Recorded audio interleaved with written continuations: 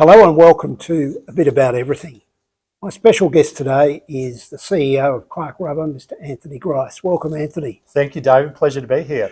I guess I look at your career with, interest because you came from very much a national retailer background and joined Clark Rubber at a time when there was a lot of change and there's continued to be change, I guess, over the period of ownership. Certainly has. That's retail in Australia for you, right? Well, particularly the last 3 years, because I guess when CRG took it over, it was quite a major investment for them. I'd be interested to learn a little bit more about how you have moved into the position that you have in retail and why. I guess you've stuck with a brand that I guess many people would have said, well, there's a change of ownership. Should I stay? Should I go? And as I say, you've got a heritage in retail, which would make your background very interesting to a lot of other prospective retailers. Yeah, look, I've been in retail now, David, for, north of 25 years. So I started with Woolies way back in, the 90s after finishing my first degree, and worked in a variety of roles, starting out in Queensland. And I was with Woolies for 17 years, would you believe? Wow. In a whole host of roles, whether that be starting in operations, working through HR, buying, and then through to a national role in Sydney. And I left Woolies and took on a role with another couple of retailers. One in particular was a retail business called Toys R Us, Babies R Us, an international retailer. And I worked in quite senior roles within that business before moving through to Target. Actually, I've literally crawled my way down the East Coast. So starting in Brizzy and relocating to Sydney with Woolworths, and then moving through to Melbourne from Sydney. And we're in the depths of winter here, so sometimes I ask myself the reasons why I did it. Yeah. And I took on a role with Target. But as you have rightly said, I then made the move some almost 10 years ago now to transition from a corporate structure, a national branded retailer, into what is Clark Rubber being a franchise structure. And so that was a pretty big transition for me, although the fundamentals of retailing remain the same.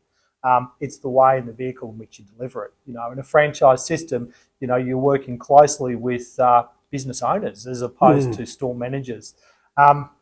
The journey for Clark Rubber in the time that I've been in the business is quite unique. And something that I've really relished.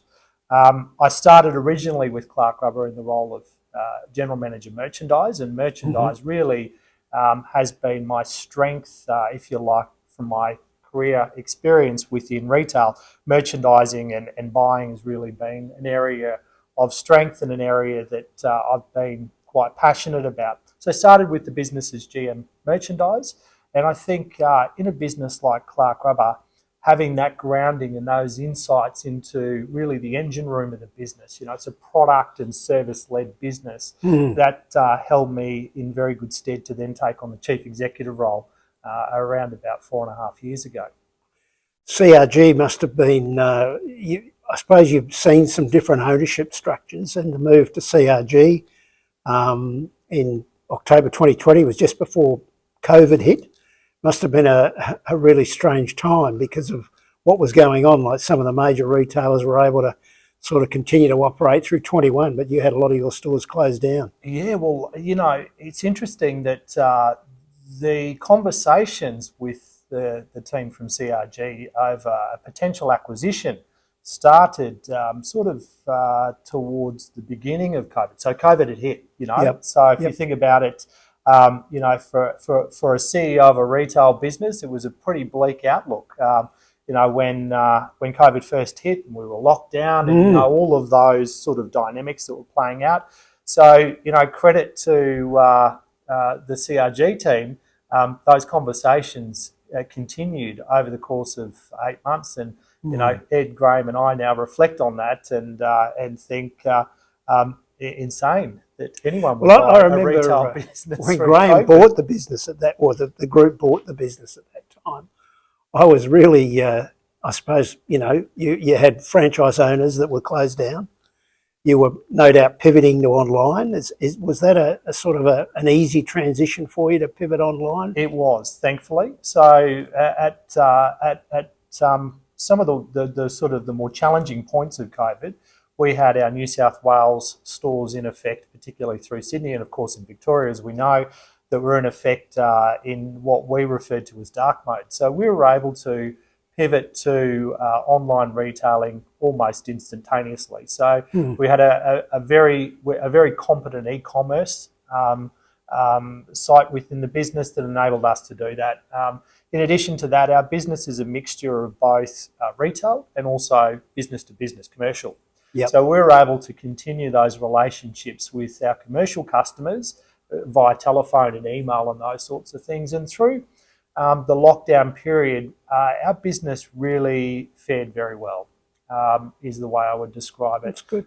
Even the closed stores, closed to public or trading in dark mode, were able to maintain around about 70% of their normal trade, which is quite exceptional. And then as our business opened up, our stores reopened with the closures being relaxed or by the government, our business really took off. And we saw and are continuing to see quite a strong trading pattern within our business. With online the way it is, how do the franchisees see the online situation for them? Well, our core value at Clark Rubber is around putting our franchisees first. So we have 5 core values. The first centres around our franchisees. We actually push 100% of the proceeds of our online sales back to our franchisees. So we're not competing with our franchisees. Okay. We fulfill out of every one of our stores around the country, and every store has a distribution zone, if you like. Yep. And if a customer places an order for goods out of a particular zone, then that goes to the franchisees. So in the case of COVID, right, when that hit, we were able to push those transactions directly back to the stores. Hence my comment around maintaining around about 70% of their standard revenue levels. With the franchisees, do they just have one store, or are they moving into like sort of McDonald's where they're interested in other areas? I guess some of them are now saying, well, maybe we can change our formula because we don't need, because of online, we can probably service customers a different way. Do you see, for example, you've got, I think, 60 odd stores around the country. How do you see the online and the physical store environment working for the franchisees as well as how they see it? Clark is a really unique type of retail and service offering. We're very much in touch with our consumers, and we've got a program in place where we're soliciting feedback from our customers constantly. A constant program, whether that be through, a series of questions we ask in a survey style arrangement. We measure Net Promoter Score, and we know because Woolies that's a big thing at Woolies, isn't it? It is, yeah, correct. So yeah. Okay. And the NPS in the Clark business is exceptionally high. It sits around about 80%, which is for any retailer really, really high. Result. And we know that the sorts of words that resonate really strongly with consumers when they reflect on Clark Rubber is around expertise. It's around service. Customers have a problem that they need solved, and they come to us and they speak to one of our very highly skilled retail representatives in our store, and they get advice on the problem. It could be a problem with their pool. It could be they're restoring an old motor vehicle and they need advice on the types of rubber mouldings for that. We can't necessarily provide that level of expertise and advice in an e-com space. No. We've just spent a considerable amount of money over the course of the last 12 months totally reinventing our e-com and dialing up the consumer engagement. Video, content, vlogs, blogs, and what have you. But ultimately, our bricks and mortar retail stores are fundamentally important in this business. So your question around, would we see an environment where franchisees might not want to expand in bricks and mortar because of the revenue that's generated in e-com? We see quite the opposite. Today, we've got across the Clark Rubber network, we've got 62 stores. Our plan over the next 4 years is to double that. So even with the economic headwinds that we know exist in the Australian retail space, which will probably persist through to the end of 24 and a bit into 25, we still have a really aggressive growth plan. We've got a lot of franchisees that are wanting to expand, so multi-site owners. And we've also got a lot of interested candidates that want to come in and join the Clark Rubber family. So online plays a really key role for us in terms of being able to connect with consumers that maybe sit outside of the Clark Rubber network and they don't have a Clark Rubber store really handy to them. Yep. But ultimately, we see the online store as the conduit in educating consumers but driving traffic to store where they can get that expert service and advice. It's such an iconic brand. Like I can recall, I was looking at some of the photos around the room as I came to your facility today, and I remember the Ball and Welsh when I was a little boy, and there was a Clark Rubber store there in Melbourne, not that far from the Capitol Theatre.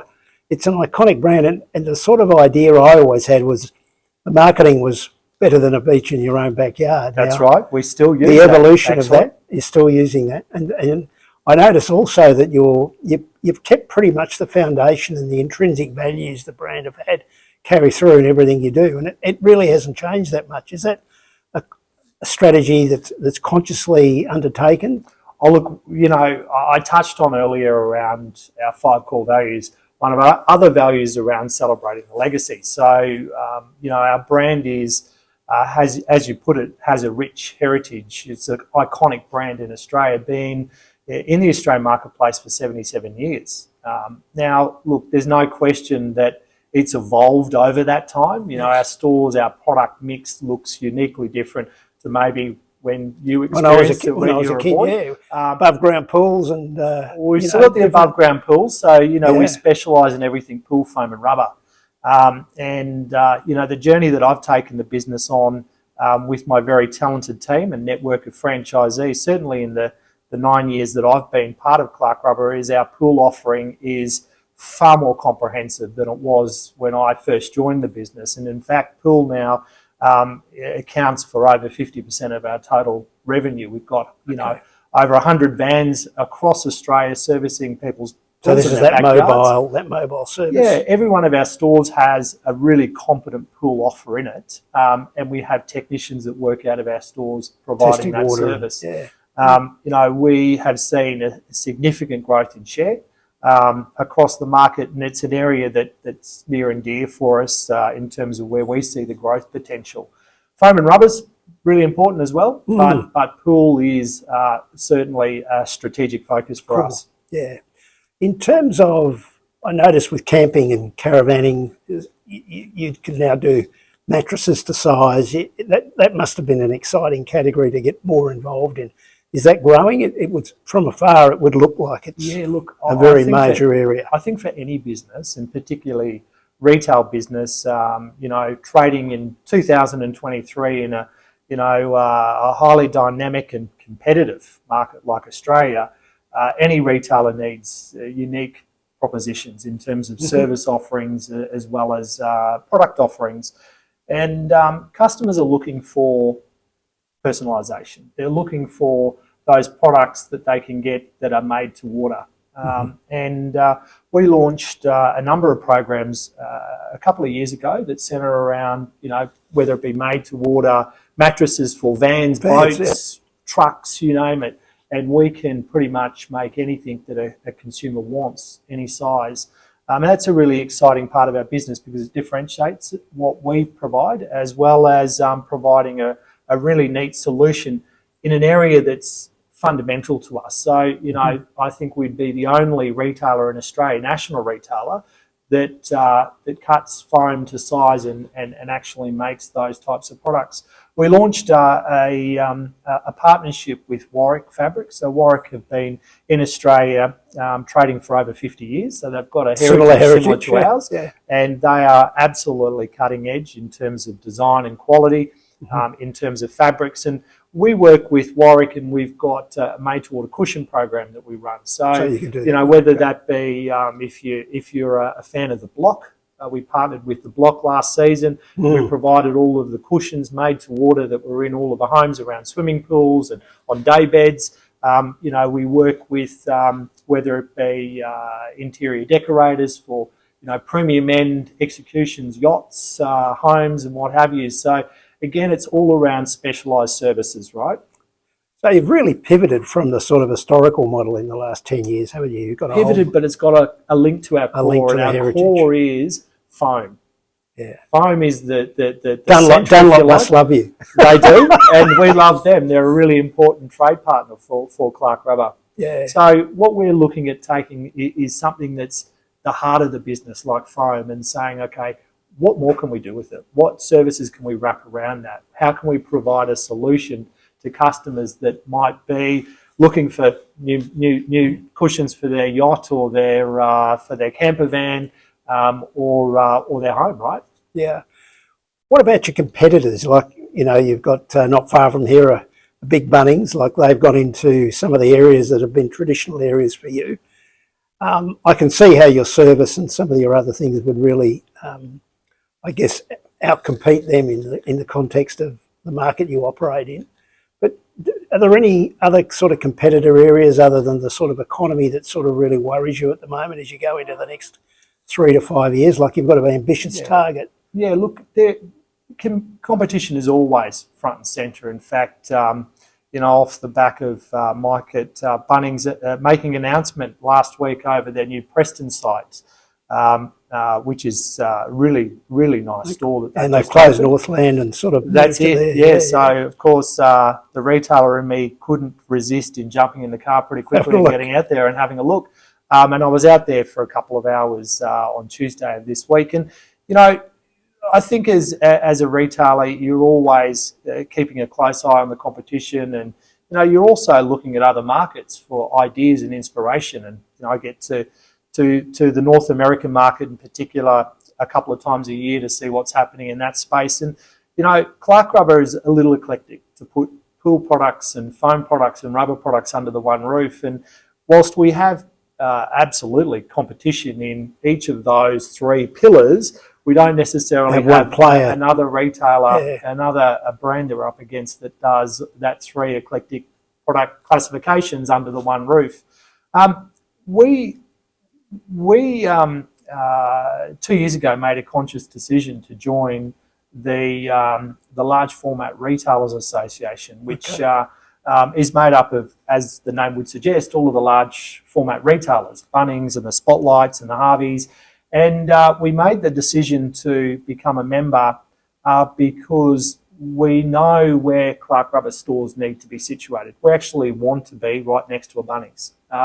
So you might think, well, very competitive, would you really want to do that? But the traffic that's going to a Bunnings is complementary to a Clark Rubber.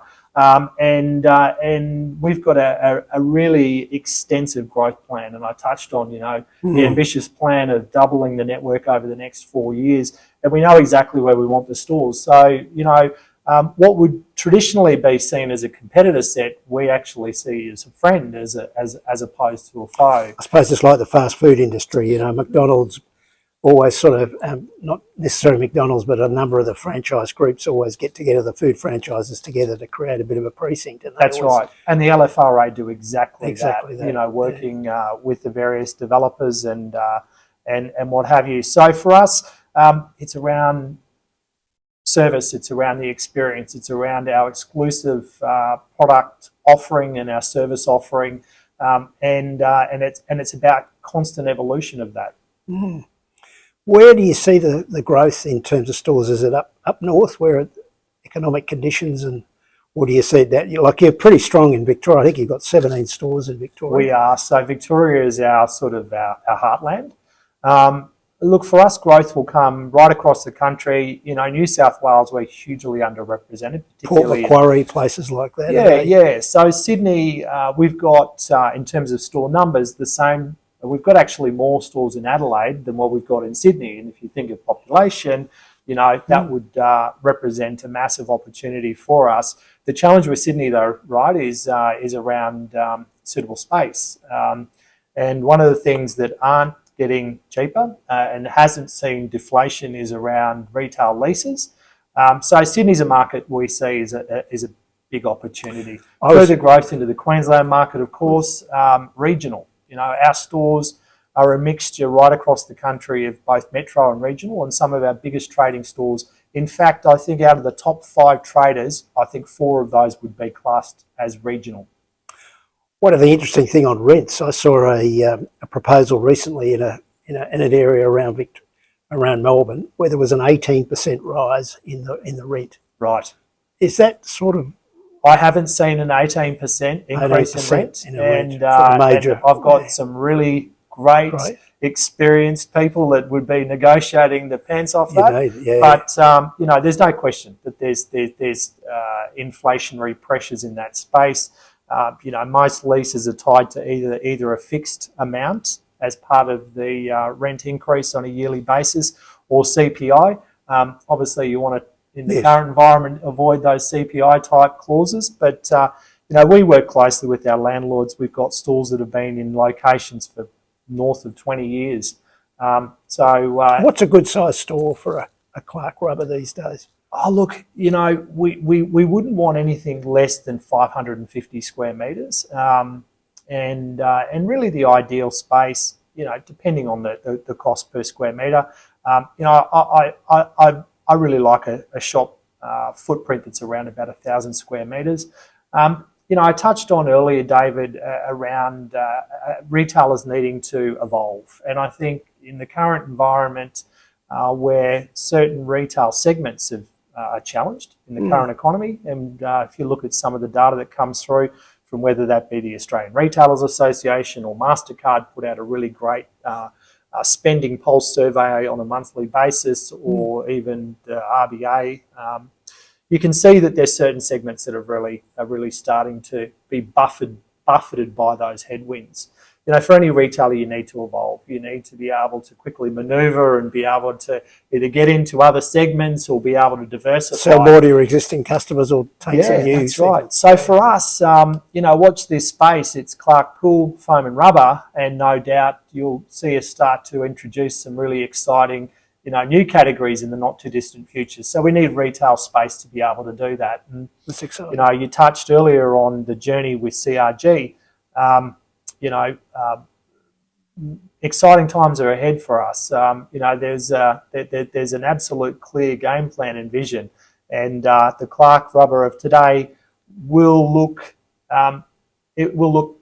similar tomorrow to what it looks like today, but bigger and better. So different product mix, new products and new categories are things that we're working on today.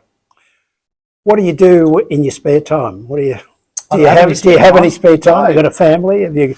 Yeah, look, in my spare time, I love to keep fit. So, I get up every morning and I get up at 4:30 in the morning and I go to the gym and then work all day and then, spend the time with the family and what have you at night. I like to travel. Do a fair bit of travelling. Generally, it's not to the places that ideally I'd love to be going when it's business. Go and see pool stores in America or That's something? it, yeah. But look, for me, it's around keeping fit. It's around having that right balance between work and sort of downtime, being able to invest some time in myself to read books and those sorts of things. So, where do you see some of the challenges that you've got to navigate, like staff, people? We have a changing sort of society. What are the sort of impacts they've had on your journey in terms of, as you look to the next few years? Are there any sort of things that concern you and worry you? Or look, for me, when we look at a true Clark customer, they skew to an older demographic, right? And we're doing a lot of work right now. And so an area that I'm really passionate is around looking at, Gen Zs and they're going to be such a powerhouse in the economy in the not too distant future in terms of what they represent in total spend. So, for us, it's about understanding, how does that cohort think? What are they looking at? ESG credentials, environment credentials. And an issue that I find is interesting for you must be the fact that land holdings are getting smaller. That's People are living in units. The number of swimming pools isn't going to necessarily be there in the future. So therefore pivoting and getting these growth areas becomes a fundamental. That's exactly right. Yeah. But Aussies have a love affair with the swimming pool. They right? do. So if you think over the course of COVID, new pool builds were at a record level. So, about 12% of the Australian adult population have a swimming pool, and that's growing. More people are swimming in pools and enjoying, Is that right? that lifestyle. So you're right. Backyards are going to get smaller, and there's been some real innovation around the size of pools and the shapes of pools, spas and what have you. So we see that is still going to continue to grow, because at the end of the day, we have this amazing environment in Australia, amazing weather Outdoor to allow and an outdoor life, lifestyle. Yeah. Well, look, it's been wonderful to chat. I really appreciate the time you spent with us and to learn a little bit more about the Clark rubber business, and importantly, where you see the future. So it's been terrific. Thank you. Thanks very Pleasure. much. Thank you.